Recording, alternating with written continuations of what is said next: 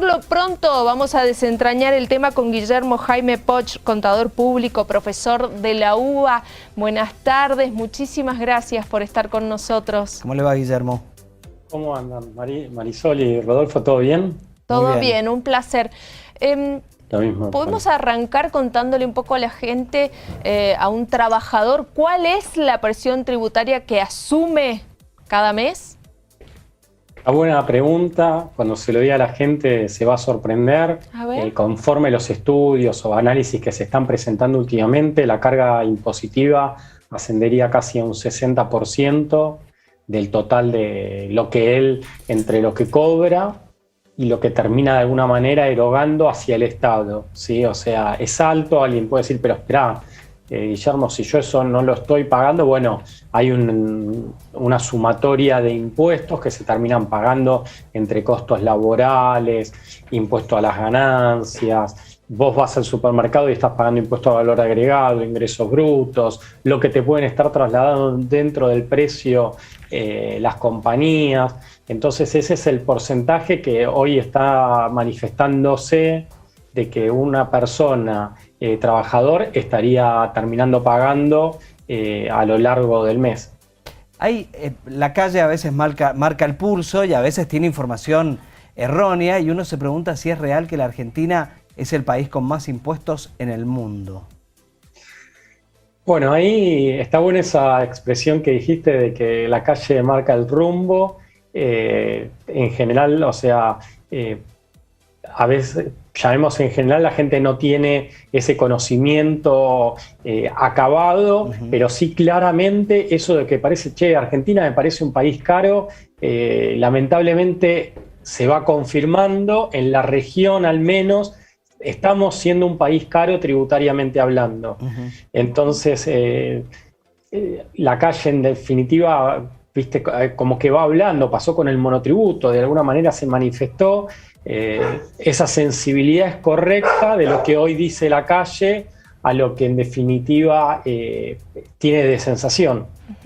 Me gusta esto de seguir ejemplificando la situación. Decías, del salario de un trabajador el 60% vuelve al Estado en distintos impuestos, al consumo, de costos laborales y demás.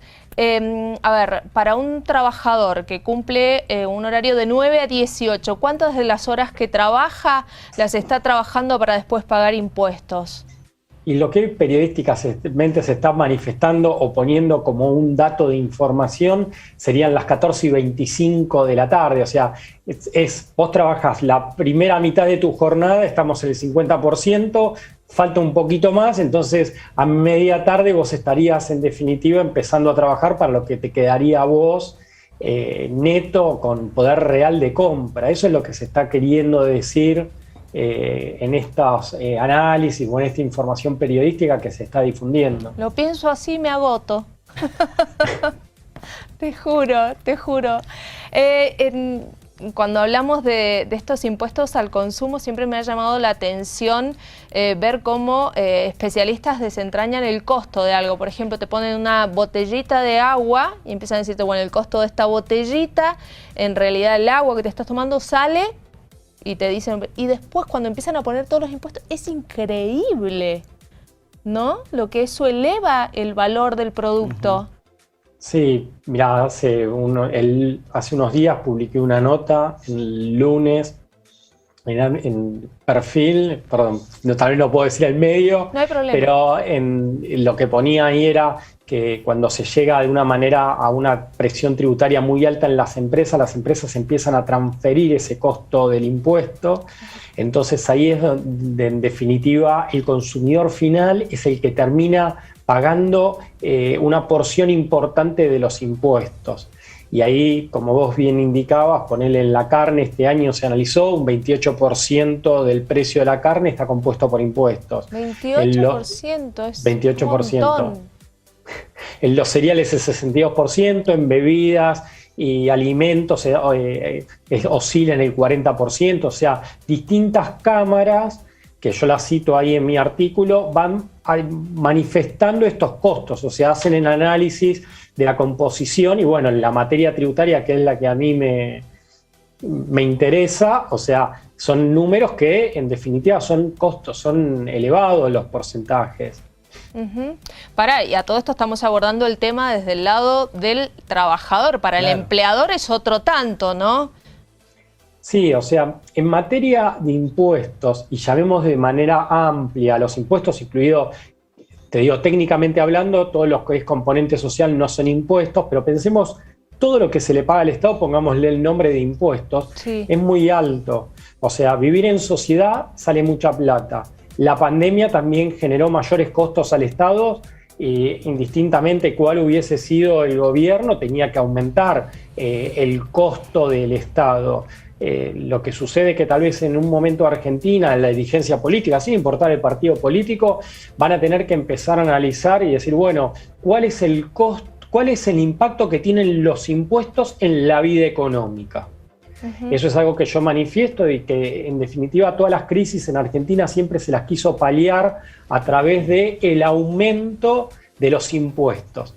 Pero volvamos al primario cuando decíamos figurita repetida. Bueno, acá termina pasando eso, es una figurita repetida, crisis, aumentamos impuestos, crisis, aumentamos impuestos. Pero eso hay que analizarlo que después termina teniendo efectos.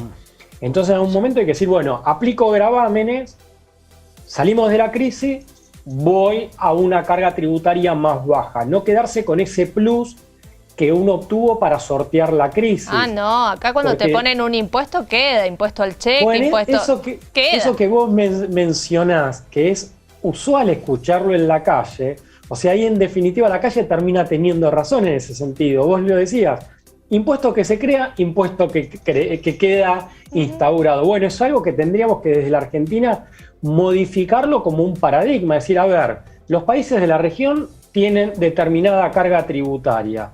Nosotros medianamente tendríamos que tener el mismo costo tributario para intentar ser competitivos en el ámbito tributario. Tenemos otras fortalezas como Argentina, claramente, recursos naturales, recursos humanos, un montón de cuestiones, pero en el tributario, si vos estás arriba, ya tenés un pulgar para abajo cuando alguien tiene que decidir si ubica o no una inversión. Entonces lo que hay que tratar de buscar es quedar en las tasas de los países, por lo menos que te acompañan en la región. Claro. Yo me pongo a pensar que hay gente que paga impuestos muy evidentes y hay impuestos que pagamos cuando uno hace una compra común y corriente que a veces no lo tenemos muy en cuenta, como por ejemplo es el caso del IVA. ¿Sigue siendo un 21% en todo el mundo?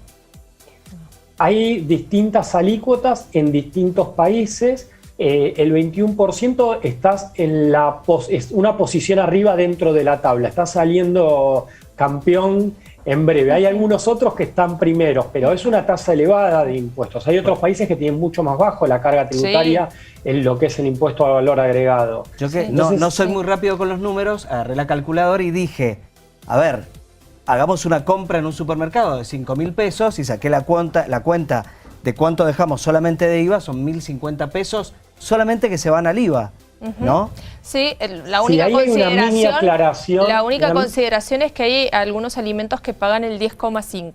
Ok. Eso mismo, y después hay algunos que directamente no se les aplica. Claro. Entonces ahí, para mí, lo que tendríamos que hacer es que quede reflejado, cuando uno va a comprar, cuáles son los alimentos o los bienes cuánto uno está pagando de impuestos. O sea, eso sería importante para que el consumidor tome y pueda decidir y definir, bueno, tal vez este producto, si compro, este está exento, eso hoy medianamente con los sistemas se puede hacer fácilmente. Eso sería importante, tal vez copiar de otras legislaciones en donde claramente el impuesto al valor agregado está segregado en lo que uno está pagando. Bueno, en esta Argentina siempre en crisis económica todo tiene que ver con todo, ¿no? Inversiones que no solo no llegaron, sino que muchas firmas se fueron del país, una situación cada vez más compleja, una crisis cada vez más aguda, que lo que hace es que esa reforma impositiva de la que alguna vez se habló sea cada vez más distante e imposible. Es como lo comentás, Marisol, o sea, hay muchas propuestas. No es sencillo implementar una reforma tributaria que en definitiva vos reduzcas rápidamente la carga tributaria, porque eso también sería ilusorio pensarlo. Entonces, lo pero que si cada vez hay menos de dónde recaudar. Por eso, o sea, ahí lo que uno tendría que analizar es, bueno, desde un punto de vista tributario, cómo podemos ir corrigiendo la carga tributaria para ajustarla a otros países de la región y en definitiva también sin, o sea, detener la economía, o sea, no necesariamente estar pensando a primera, decir, bueno, claramente tenemos que salir rápidamente, sino que tal vez hay que hacerlo de manera gradual, pero lo que tenemos que buscar o intentar es quedar en las cargas tributarias de lo que es la región al menos. Así es. Guillermo, gracias por su tiempo. Por favor, gracias a ustedes y a disposición. Muy amable, hasta luego.